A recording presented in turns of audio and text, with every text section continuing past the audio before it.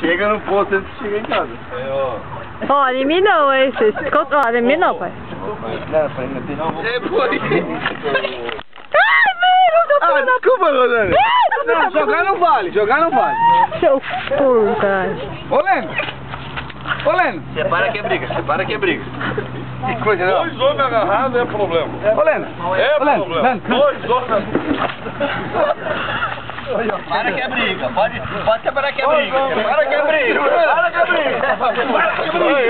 Separa que é briga. Meu pai sempre disse Separa que é briga. arreto de mão não se esses dois homens não dá. Fico com medo, cara. Separa que é briga. Viu? Tira do bolso. Tira do bolso a mão, não. Tira do bolso a mão,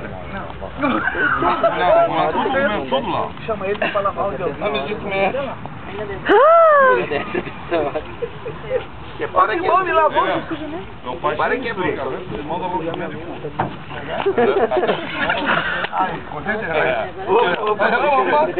Pelo menos já tomei banho, né? Tá escorregando? Não. Eu vi, toma um banho de barro. Ó, eu tô amarrando uma corda aqui, teu irmão disse que tem. Claro. Vamos dar carioca aqui, então. Novidade. Não, carioca. Pô, pede pra ele puxar o cabo do carro dele pra ele ver se ele vai Licença, né, meu? E daí ele falou, não, mas o cabo tá boa. Miro. Ô, Miro. Vai marcar os outros. Eu vou Paulistinha, carioca, eu faço uma coisa. Sabe que carioca não é acostumado com pegar gaúcho. Gaúcha, carioca, catarina. É, desculpa. Fui lá pra montar o radiador. Tá, vou levar aqui de uma vez? Tá. Aí eu só lá mesmo, velho. Tem mais dois pra buscar ainda? Meu Deus do céu, isso aí vai ser Tem mais dois. Ela tá com pressão, já tá com ovo, velho. Uma história, tá bom, então. O cara lá que trabalhava comigo, Só que eu já né?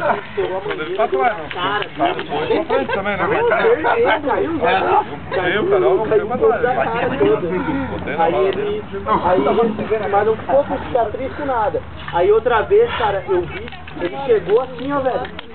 Ele chegou no carro, chegou no carro. E quando veio, bum, na corrida, saiu na corrida, é aquele jatão. Né, molhou tudo descoberto todo, né? Ele apertou e viu que o negócio tava e vazou. Ei. Olha, Vai. Agora que ficou pra socado mesmo.